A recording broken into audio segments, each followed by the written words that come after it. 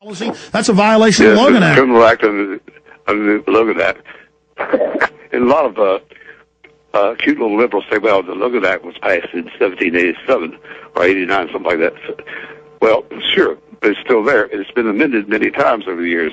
That doesn't. That shows that Congress still favors the Logan Act when they amend it to tighten it up. But if it had not been amended, it's still the law until it's repealed. All right, one last question, because London Guardian reporter Charlie Skelton was supposed to be on the show.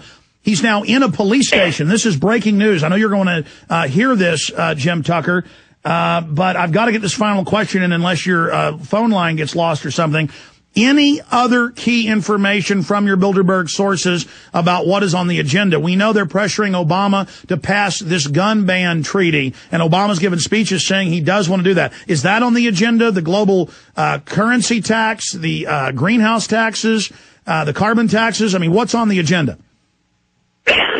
All of that's on the agenda under the program that we did, a United World Action, global action on a global basis by global government. That's all on the agenda. It's being pushed very hard. And this must be an important meeting if it's the greatest security you've ever seen. Jim Tucker, stay there one moment. I know you've got to go to that press conference, but Charlie Skelton, who was already picked up by police, and that's the London Guardian, and I thought got out of it, is back in the police station. Is he there reporting, or has he been arrested? I know you want to hear this, Jim, so stay there for a moment. Charlie Skelton of the London Guardian, have you been arrested again? Well, I wouldn't say arrested, detained again. Yes, I seem to be making a habit of this. That's twice now in 2 days. Jim Tucker's on the line with us and can get this out to the press conference he's about to go back to. Jim, do you have any questions for London? I'll tell the guys when I get downstairs. So you're going to survive, Charlie.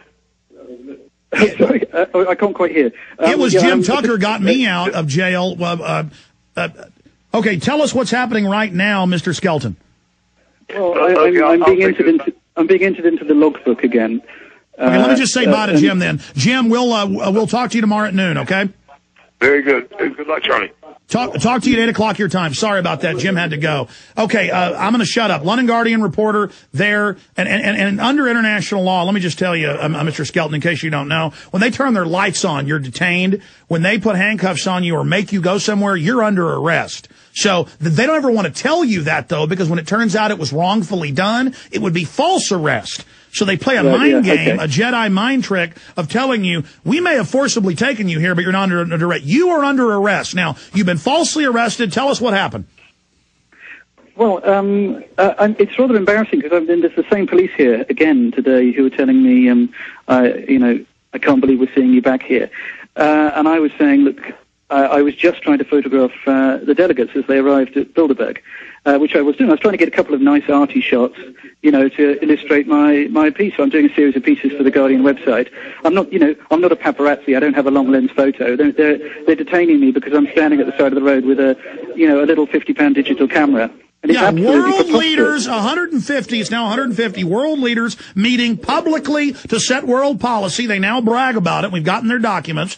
And you're evil with one of the biggest newspapers in the world. What, top 10 newspapers, London Guardian, in the world? You're there, and this is the freedom of the EU. Please continue.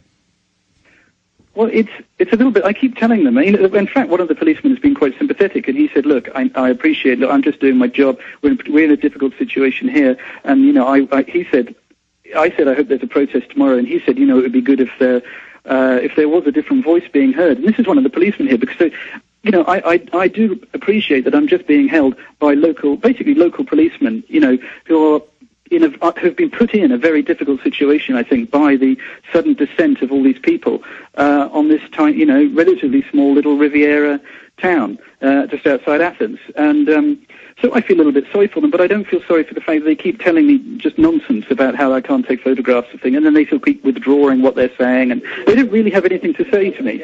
They're just going through the motions. And, the very idea that I'm standing at the side of the road.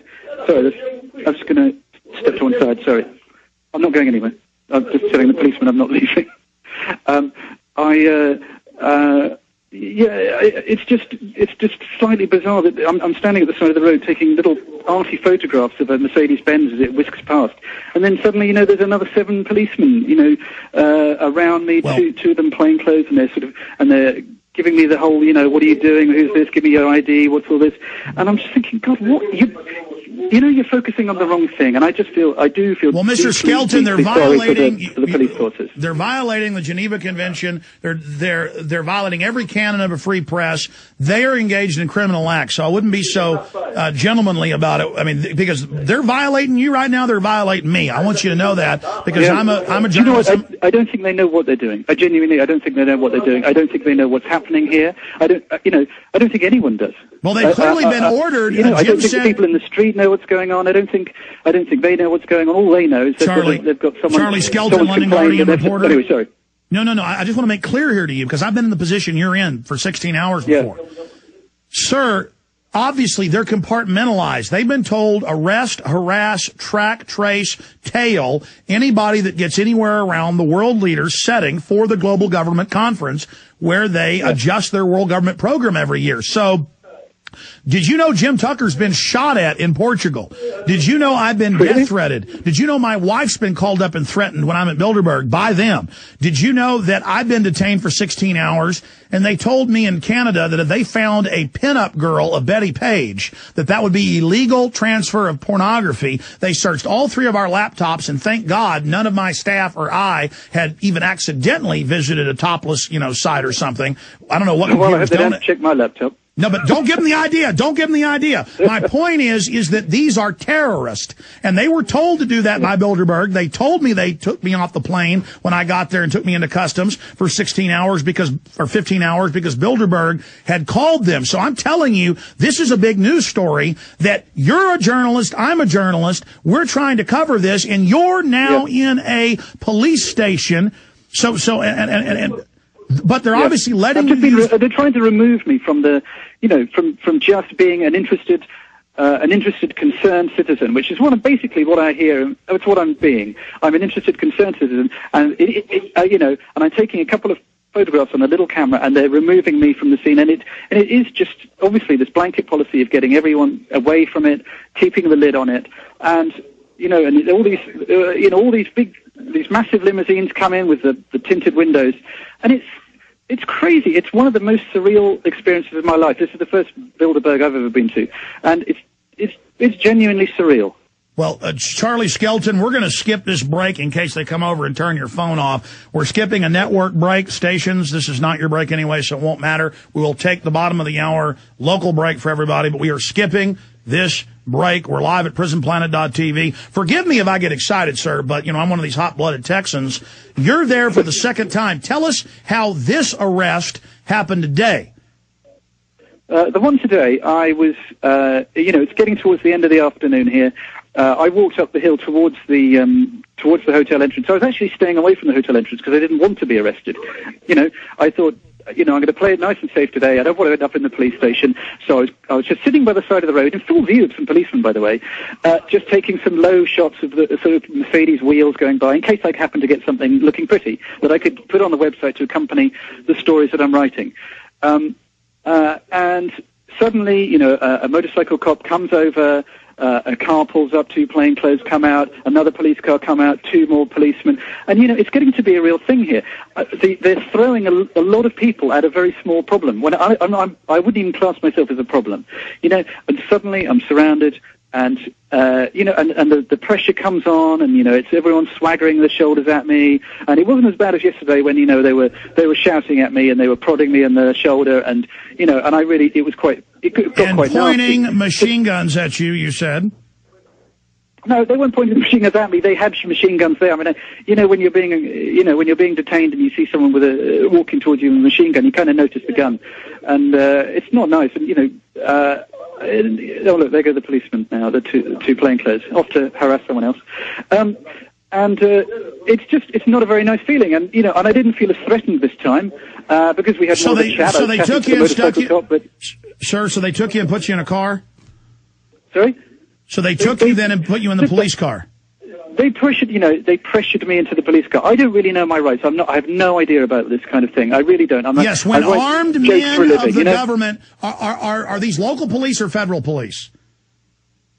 I think by and large they're local. Yeah, okay, when police with guns put their hands on you and stick you in a police car and take you to a police station, you're under arrest. And I'm not mad at you here, but I think you're going through some crime stop or some doublethink here. Kind of like when, Winston's neighbor's being tortured by O'Brien, but he still thinks he kind of deserves it.